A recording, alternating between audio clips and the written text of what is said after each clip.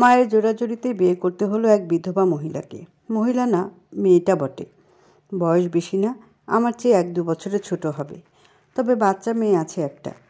আমার একদম ইচ্ছা ছিল না বিয়েতে যে এরকম পূর্ব বিবাহিত মেয়েকে বিয়ে করে আমার জীবন নষ্ট করার মানে নেই, কিন্তু মায়ের বান্ধবীর মেয়ে হওয়ায় জোর করে বিয়ের পিঁড়িতে বসতে হলো। আজ আমার বাসর রাত। মনে এক প্রকার ঘৃণা নিয়েই ঘরে ঢুকলাম। সুন্দর করে ফুল দিয়ে সাজানো বিছানায় একটা লাল শাড়ি পরিহিত মেয়ে মাথা নিচু করে বসে আছে। মেয়ে মাশাআল্লাহ খুব সুন্দরী, কিন্তু আমার প্রবলেম তার মেয়ে নেই। আমি ভেতরে গিয়ে মাথার পাগড়ি ছুঁড়ে মারলাম বিছানায়। চমকে উঠল মেয়েটা। দেখুন, আমি আপনাকে আমার স্ত্রী হিসেবে মানতে পারবো না। মায়ের ইচ্ছেতে বিয়েটা করেছি, ব্যাস এ পর্যন্তই। আমার কাছে আর ঘেঁষতে আসবেন না, আর আপনার মেয়েকেও আমার কাছ থেকে দূরে রাখবেন। স্ত্রীর অধিকার আমার উপর ফলাবেন না প্লিজ। ধরাম করে দরজা সজোরে লাগিয়ে বেরিয়ে এলাম ঘর থেকে। মেয়েটা ফোপাতে ফোপাতে কাঁদতে লাগলো। আমি ছাদে গিয়ে দাঁড়ালাম। আকাশে এত মধুর রূপোর থালার মতো চকচকে চাঁদ থাকা সত্ত্বেও আমার সেটা ভালো লাগছে না। আমার জীবনটাই যে বরবাদ হয়ে গেল। শেষে কিনা এক বিধবার সাথেই বিয়ে করতে হলো।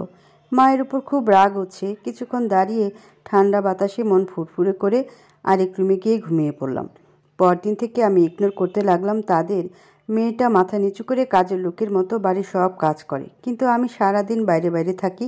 তার 1 বছরের মেয়েটা হামাগুড়ি দিতে দিতে আর মুখে অস্পষ্ট কিছু উচ্চারণ করতে করতে সারা বাড়ি ঘুরে বেড়ায়। বাড়িতে শুধু আমরা 3 জনই থাকি। সারাদিন কাজ শেষে যখন বাড়ি ফিরি তখন দেখি বাচ্চা মেয়েটা হামাগুড়ি দিতে দিতে আমার সামনে আসে। আমার দিকে তার মায়াবী চোখ দিয়ে তাকায়। বিরক্ত লাগে আমার তাকে দেখলে। আমি পাশ কাটিয়ে নিজের রুমে চলে যাই। ওর মা চুপচাপ আমায় খাবার দিয়ে যায়। একটা বারও মাথা উঁচু করে তাকায় না। আমিও কিছু না বলে চুপচাপ খেয়ে নিই আর নিজের কাজ নিজে করে যাই। ওরা আলাদা রুমে ঘুমায় আর আমি আলাদা রুমে ঘুমাই। একদিন বাড়ি ফিরে এসে নিজের রুমে গিয়ে দেখি সব লণ্ডভণ্ড হয়ে আছে। নিশ্চয়ই ও বাচ্চা মেয়েটা করেছে এরকম। আমি চটে গেলাম। আমার মাথায় রক্ত উঠে গেল। আমি রাগে ফোঁসেতে ফোঁসেতে চিৎকার দিয়ে উঠলাম, আয়েশা! আমার বিধবা বউটা দৌড়াতে দৌড়াতে আসলো রুমে। মাথা নিচু করে কাঁদো কাঁদো গলা জিজ্ঞেস করলো, জি জি কী হয়েছে? এ কী হাল হয়েছে আমার রুমের? কে করেছে এমন? নিশ্চয়ই আপনার মেয়েটা। কতবার বলবো ওকে আমার থেকে দূরে রাখবেন? একটা কথা একবার বলে কানে যায় না? আয়েশা কাঁদতে কাঁদতে আমার পায়ে পড়ে গেল। এই এই কী করছেন? প্লিজ প্লিজ ওকে ক্ষমা করে দিন। অনেক বড় ভুল হয়ে গেছে, আর কোনোদিন হবে না প্লিজ। আয়েশার অশ্রু জল টপ টপ করে আমার পায়ে পড়ছে। যত সব আদিক্ষেতা। আমি ঘর থেকে বেরিয়ে চলে গেলাম বাইরে। আবার ফিরিলাম গভীর রাতের দিকে। আমি সোজা চলে গেলাম আমার ঘরে। রুমে ঢুকে আমি চমকে গেলাম। খুব সুন্দর করে পরিপাটিভাবে গোছানো ঘর, এমনকি আগের চেয়েও সুন্দরভাবে। সেটা দেখে আমার মনটা একটু ভালো হলো। ক্লান্ত শরীরটা এলিয়ে দিলাম বিছানায়। লাইট ফ্যান অফ করে শুয়ে পড়লাম। খুব ঠান্ডা পড়েছে। পিনপত নীরবতার মাঝে হঠাৎ আমার কানে ভেসে আসলো করুণ ফোঁপানির আওয়াজ। বুঝতে পারলাম আয়েশা পাশের রুমে ফুপিয়ে ফুপিয়ে কাঁদছে। আমি তোয়াক্কা না করে শুয়ে পড়লাম। চোখ খুলতেই হঠাৎ নিজেকে আবিষ্কার করলাম একটা অন্ধকারাচ্ছন্ন বদ্ধ স্থানে। কিছুই দেখতে পাচ্ছি না আমি। উঠে দাঁড়াবার চেষ্টা করছি, কিন্তু কিছুতেই সম্ভব হচ্ছে না। হঠাৎ আলোকিত হয়ে গেল ঘরটা। আমার সামনে আমি আবিষ্কার করলাম এক বিরাট আয়না। আয়নাতে প্রতিফলিত হচ্ছে একটা ছোট্ট বাচ্চার ছবি। এ কি? এ তো আমি। এটা তো আমার ছোটবেলার ছবি। আমি হঠাৎ এত ছোট কি করে হয়ে গেলাম? চরম রকমের ভয় পেয়ে গেলাম আমি। কাঁদতে লাগলাম চিৎকার করে। হাত পা ছুটছি, কিন্তু উঠে দাঁড়াতে পারছি না। কাঁদছি আর অস্পষ্ট কিছু উচ্চারণ করছি, কিন্তু কোনো কথা বলতে পারছি না। হঠাৎই ঘরটার অদল বদলে গেল। নিজেকে আবার আবিষ্কার করলাম সেই ঘরে, যে ঘরে একসময় আমি, মা আর বাবা থাকতাম। আমি বিছানায় শুয়ে হাত পা ছুঁড়ে কাঁদছি, কিন্তু চারপাশে কেউ নেই। হঠাৎ দৌড়ে ঘরে প্রবেশ করলো মা বাবা। তাদের দেখে আমি চমকে গেলাম। মা আমাকে কোলে তুলে নিল। মা আমাকে দোলাচ্ছে আর বাবা আমাকে হাসানোর চেষ্টা করছে। বাবার আজগুবি কাণ্ড দেখে আমি হাসতে লাগলাম। বাবাকে দেখে আমি প্রচণ্ড রকমের খুশি হই। বলতে ইচ্ছা করছিল, বাবা বাবা তুমি এসেছো। কতদিন তোমার জন্য অপেক্ষা করেছি আমি। তুমি বলে আকাশে তারা হয়ে গেছিলে, কিন্তু কই, এই তো আমার সাথে তুমি। আর ছেড়ে যেও না আমায় প্লিজ। টপ করে এক ফোঁটা পানি আমার চোখ বেয়ে নেমে পড়ল। হঠাৎই সব কিছু আবার বদলে গেল। আমি আবার চলে আসলাম সে অন্ধকার স্থানে। এ কি হচ্ছে আমার সাথে? আমি জোরে জোরে কাঁদতে লাগলাম আর মনে মনে বাবাকে ডাকতে লাগলাম। মুখ দিয়ে কথাই বলতে পারছি না যে। অন্ধকারের মাঝে আলোর রেশ ছিটিয়ে হঠাৎ এক মানব অবয়ব ফুটে উঠল। দেখলাম বাবা দাঁড়িয়ে আছে। একটা মুচকি হাসি মাখা মুখ নিয়ে তাকিয়ে আছে আমার দিকে। আমি হাত বাড়িয়ে বাবাকে ছোঁয়ার চেষ্টা করছি, কিন্তু আমি ব্যর্থ। ছোটবেলায় এক অজানা ঝড়ে বাবাকে হারিয়ে ফেলেছিলাম। এরপর আর চোখের দেখা হয়নি। আজ তাকে দেখে কতটা তৃপ্তি হচ্ছে বলে বোঝানো অসম্ভব। আমি হামাগুড়ি দিয়ে ছুটে চলেছি বাবার দিকে, কিন্তু ততটাই দূরে সরে যাচ্ছে তার অবয়ব। আমি ঝাপসা দেখতে পাচ্ছি, পানিতে চোখ টইটম্বর হয়ে গেছে। বাবার একবার ছোঁয়া পাওয়ার জন্যে আমি কাতর, কিন্তু তা কিছুতেই সম্ভবপর হচ্ছে না। হঠাৎ আলোর তীব্রতা কমতে লাগলো। বাবা আস্তে আস্তে হারিয়ে যেতে লাগলো দূরে। আমি হাত বাড়িয়ে আছি, বাবা। অস্ফুট শব্দ বেরিয়ে এলো আমার মুখ থেকে। আবার অন্ধকার পরিবেশকে গ্রাস করে নিল। কালো অন্ধকারের মাঝে ছোট্ট আমি বুক ভরা হাহাকার নিয়ে বসে আছি। চোখও যে এখন দেখি পর হয়ে গেল, পানি ঝরাচ্ছে না।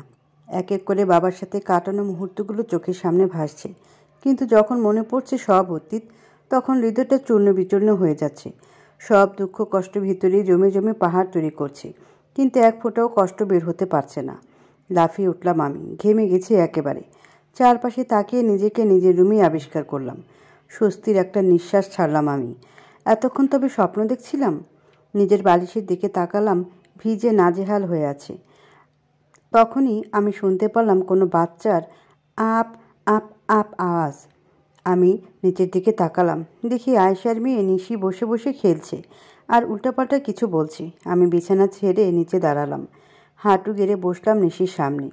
ও হাঁ করে তাকিয়ে আছে আমার দিকে। এতদিনে ওর চেহারাও ভালো করে দেখিনি, আজ দেখে বুঝলাম খুব সুন্দর মেয়েটা। ওর চোখগুলো খুব মায়াবী। হঠাৎ আমার মনে পড়ল যে মেয়েটারও তো বাবা মারা গেছে। মেয়েটা যখন বুঝতে শিখবে তখন তার ভেতরেও আমার মতো হাহাকার কাজ করবে। আমি বুঝি বাবা না থাকার কষ্ট। একদিনই বাচ্চা মেয়েটাকেও বুঝতে হবে। ভাবতে ভাবতে নিজের অজান্তে দুফোঁটা জল চোখ বেয়ে নেমে পড়ল। হঠাৎ নিশি তার হাত বাড়িয়ে আমার মুখের উপর রাখল। তার স্পর্শে আমি ঘোর থেকে বাস্তবে ফিরে এলাম। নিশি তার ছোট্ট আর কোমল হাত দিয়ে আমার চোখে পানি মুছে দিল, আর মুখ দিয়ে অস্ফুট শব্দে উচ্চারণ করলো, বা বা। আমি অবাক হয়ে চেয়ে রইলাম ওর দিকে। আমি কি করছিলাম এতদিন? এমন একটা ফুটফুটে পরীর মতো বাচ্চা মেয়েকে আমি দূরে দূরে রাখছিলাম। ও তো আমারই মেয়ে। এমন একটা মেয়ে পেয়েছি, এটা আমার জীবনের অনেক বড় একটা প্রাপ্তি। কজন এমন মেয়ে পায়? আমার চোখ দিয়ে অঝরে খুশির জোয়ার বইতে লাগলো। কোলে তুলে নিলাম নিশিকে, কপালে একটা চুমু দিয়ে বললাম, সরি মা, সরি। তোকে এতদিন খুব কষ্ট দিয়েছি, আর দিব না। তুই আমার মেয়ে মা, তুই আমারই মেয়ে। আরেকবার বাবা বল। মেয়েটা আবার অস্ফুট শব্দে উচ্চারণ করলো, বা বা। আমার প্রাণটা জুড়িয়ে গেল। আনন্দের জোয়ার বইতে শুরু করলো আমার মনে। এই বোধহয় বাবা হওয়ার আনন্দ। নিজেকে পৃথিবীর অন্যতম ভাগ্যবান ব্যক্তি মনে হচ্ছে। এমন সময় হঠাৎ শুনতে পেলাম আয়েশার ডাক, নিশি, নিশি। নিশিকে খুঁজছে সে। খুঁজতে খুঁজতে এক পর্যায়ে সে আমার রুমের সামনে চলে এলো। নিশিকে আমার কোলে দেখে প্রচণ্ড আতঙ্কিত হয়ে গেল সে। দৌড়ে এসে ছো মেরে নিয়ে গেল নিশিকে আমার কোল থেকে। মাথা নিচু করে ভিজে গলায় বলতে লাগলো, দয়া করে ক্ষমা করে দিন, আর কখনো ওকে আসতে দেব না। ওকে ক্ষমা করে দিন। কথাটা বলেই আঁচলে মুখ লুকিয়ে নিশিকে নিয়ে দৌড়ে চলে গেল আয়েশা। যাওয়ার আগে ওর চোখে আমি জল দেখতে পেয়েছিলাম। হয়তো সে ভেবেছে আমি নিশিকে বকা বা মারার জন্য কোলে তুলে নিয়েছি। নিজের উপর চরম ঘৃণা হতে শুরু করলো। এতদিন কি করছিলাম আমি এত নিকৃষ্ট কি করে হলাম? আয়েশা তো আমার স্ত্রী, ওকে নিজের থেকে দূরে ঠেলে দিয়েছিলাম আমি। মেয়েটার কি দোষ? ও তো এখনও বাচ্চা মেয়ে। বিয়ের 2-3 বছর পরেই তার স্বামী মারা গেল। সেই স্বামী সুখও ঠিকভাবে পায়নি। মায়ের কাছে শুনেছিলাম তার স্বামী নাকি বেশ একটা ভালো ছিল না, শুধু তার দেহই চাইতো, মনের দিকটা বিবেচনা করতো না। আমিও তো তার মতো পশু হয়ে গেলাম। না, আয়েশা আমার স্ত্রী। ওকে ওর প্রাপ্য ভালোবাসা আমি দেব। ও আমার অর্ধাঙ্গিনী। মেয়েটা খুব সহজ সরল। আমার না করার পর তাকায়ও নি আমার দিকে। আমাকে খুব ভয় পায়। আমি আমার ভুল এতদিনে বুঝতে পারলাম। আমি ছুটে গেলাম আয়েশার রুমের দিকে। বাইরে থেকে কাদার আওয়াজ আসছে। কতটা কষ্টই না তাকে দিয়েছি আমি। আমার নিজেরই কষ্ট হচ্ছে এখন। আমি আস্তে করে দরজা খুললাম। দরজা খুলে দেখলাম রুমের এক কোণে আয়েশা নিশিকে জড়িয়ে ধরে কাঁদছে। আমি পা টিপে টিপে এগিয়ে যাই তার সামনে। পেছন থেকে জড়িয়ে ধরি ওকে। ও প্রথমে অনেক ভয় পেয়ে যায়, কিন্তু ঘুরে যখন আমায় দেখে তখন ভয়ের চেয়ে অবাক বেশি হয়। আপনি? হ্যাঁ আমি। আমাকে প্লিজ মাফ করে দাও আয়েশা। কি বলছেন আপনি এসব? আপনি কি করেছেন? আমাকে তুমি প্লিজ ক্ষমা করো। এতদিন তোমাদের সাথে আমি খুব অন্যায় করেছি। আমার চোখে পানি দেখে হতভম্ব হয়ে যায় আয়েশা। আমার কি কোনো বড় ভুল হয়ে গেছে যে এভাবে বলছেন? আমাকে মারার জন্য এভাবে ধরেছেন? ভুল হয়ে গেলে মেরে শোধ তুলতে পারেন। আমি হেসে দিলাম। ধুর পাগলি, কেউ কাউকে মারার জন্য কি জড়িয়ে ধরে? তাহলে কেন ধরেছেন? নিজের স্ত্রীকে জড়িয়ে ধরার অধিকার নেই আমার? আমি কি আমার স্ত্রীকে ভালোবাসতে পারি না? মুচকি হাসি দিয়ে বললাম আমি। এবার ভূত দেখার মতো চমকে উঠল আয়েশা। আয়েশা, আমি আমার ভুল বুঝতে পেরেছি। তোমাদের আমি খুব কষ্ট দিয়েছি এতদিন, কিন্তু আর না। তুমি আমার স্ত্রী, আমার অর্ধাঙ্গিনী, আর নিশি আমার মেয়ে, আমার সব। কেঁদে দিল আয়েশা। এতটা বোধহয় কোনোদিন আশা করেনি সে। আমি আমি কি স্বপ্ন দেখছি? বলুন না প্লিজ। আরে না, এটা বাস্তব। আর আমি তোমাকে জড়িয়ে ধরেছি, এটাও বাস্তব। আমি আমি এতটা ভাগ্যবতী? আল্লাহর কাছে হাজার হাজার শুক্রিয়া। আমি আয়েশার কপালে চুলগুলো সরিয়ে একটা আলতো করে চুমু দিলাম। আর হ্যাঁ, আর আপনি না কিন্তু। এবার থেকে তুমি করে বলবে। খুশিতে কেঁদে দিল আয়েশা। ও আমাকে ঝাপটে ধরল। জানো, এই দিনের জন্য কত অপেক্ষা করেছি আমি। তোমায় অনেক ধন্যবাদ। এটা তোমার প্রাপ্য আয়েশা। আমার তোমাকে ধন্যবাদ দেওয়া উচিত যে তুমি আমাকে স্বামী হিসেবে স্বীকৃতি দিলে। সেদিন প্রায় সারাটা দিন আমি নিশি আর আয়েশাকে জড়িয়ে ধরে গল্প করেছি। রাতের বেলা আমরা একই রুমে শুলাম। আয়েশার এখনও সবটা বিশ্বাস হচ্ছে না। আমার বুকের উপর মাথা দিয়ে আয়েশা উপরের দিকে তাকিয়ে আছে। আমি তাকে জড়িয়ে ধরে আছি। আয়েশা শোনো, বলো, চল আমরা দূরে কোথাও চলে যাই, যেখানে কেউ আমাদের চিনবে না। কেন? আয়েশা আমার মুখের দিকে ফিরে তাকালো। আমি চাই না আমাদের মেয়ে জানুক যে আমি তার দ্বিতীয় বাবা। যদি কোনোদিন জানতে পারে তবে সে হতাশায় ভুগতে পারে, নিজেকে অন্যদের থেকে আলাদা, দুর্ভাগ্যবান মনে করতে পারে, আমার কাছে আসতে ইতস্তত বোধ করতে পারে, সে কষ্ট পেতে পারে। আমি সেটা চাই না। কিন্তু এই সমাজে থাকলে কোনো না কোনোভাবে সে জেনেই যাবে সত্যটা। তাই চলো আমরা দূরে কোথাও নতুন করে আমাদের জীবন শুরু করি।